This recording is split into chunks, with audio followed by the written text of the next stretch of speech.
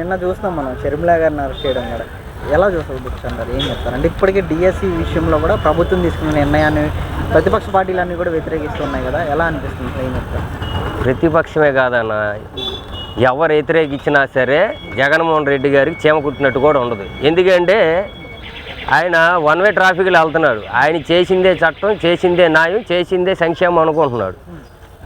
తప్పు చేసేటప్పుడు దాన్ని ఎవరైనా ఎత్తి చూపిస్తే అది తప్పు కదా అని సవరించుకుంటే మంచి వ్యక్తి అవుతాడు.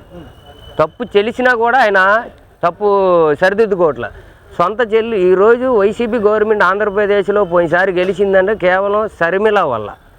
జగన్మోహన్ రెడ్డి గారు జైలుకి వెళ్ళడం వల్ల తన సోదరి రోడ్డు మీదకి వచ్చి నా తండ్రి లేడు, నా అన్న ఇలా ప్రజల కోసం ముందుకు వస్తున్నాడు అని ఆమెతో పాటు తన తల్లిని కూడా తీసుకొచ్చి వాళ్ళ సానుభూతి ఓట్లతో ఈరోజు జగన్మోహన్ రెడ్డి గారు ప్రభుత్వం ఏర్పాట్లు చేసుకొని ఎవరైతే ఆయన సహకరించిన వాళ్ళందరినీ కూడా ఇంటికి సాగనంపారు. కొంతమందిని వారి బాబాయినే డైరెక్ట్ పైకే పంపించేశారు. ఆ కేసులు వీటి కోసం ఇప్పుడు ప్రత్యేక హోదా కూడా అడగలేకపోతున్నాడు.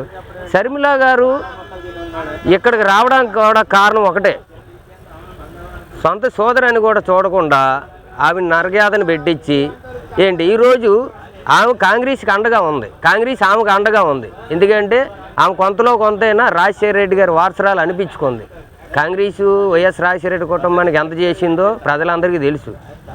ఏ రోజు సీఎం ఇవ్వలేదని నువ్వు ప్రత్యేకంగా పార్టీ పెట్టుకుని నువ్వు గెలిచావు. ఈరోజు నీ తల్లి నీ చెల్లిని కూడా ఇంట్లోంచి పంపించేసి నువ్వు వాళ్ళపైన కూడా కేసులు పెట్టే స్థాయికి వెళ్ళావు. ప్రతిపక్షంగా ఉండేటప్పుడు అడుగుతారు ఎవరైనా. ఆమె అధ్యక్షురాలు అనేటప్పుడు సమాధానం నువ్వు డిఎస్సి ఇస్తానని ఇవ్వలేదు కాబట్టేగా వాళ్ళు ధర్నా చేశారు కాంగ్రెస్ వాళ్ళు.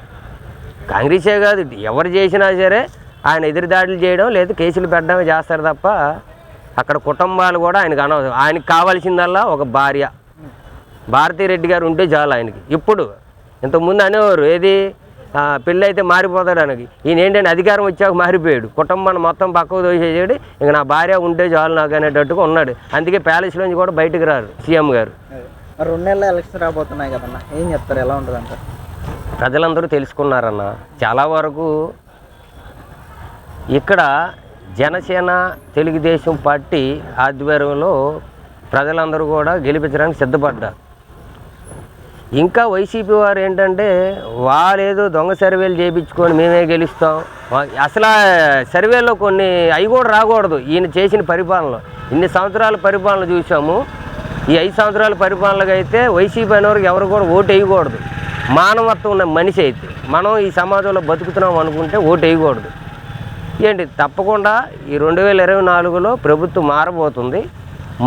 మళ్ళీ ఆంధ్ర రాష్ట్ర ప్రజలకి బంగారు భవిష్యత్తు రాబోతుంది. అది నారా చంద్రబాబు నాయుడు గారి నాయకత్వంలో, పవన్ కళ్యాణ్ నాయకత్వంలో తప్పకుండా ఈ ఆంధ్ర రాష్ట్రంలో మళ్ళీ రేపు 2024లో గవర్నమెంట్ మారి ప్రజలందరూ సుఖ సంతోషాలతో ఉంటారు. మళ్ళీ ప్రజలందరూ కూడా తెలుసుకొని మన పిల్లల భవిష్యత్తు, మన భవిష్యత్తు అలాగా దగ్గరలో పడింది. రేపటి తరం కోసం ఆలోచించి ఓటేయాలని మరీ ప్రజలందరికీ నా వ్యక్తిగతంగా విన్నపం చేసుకుంటున్నాం.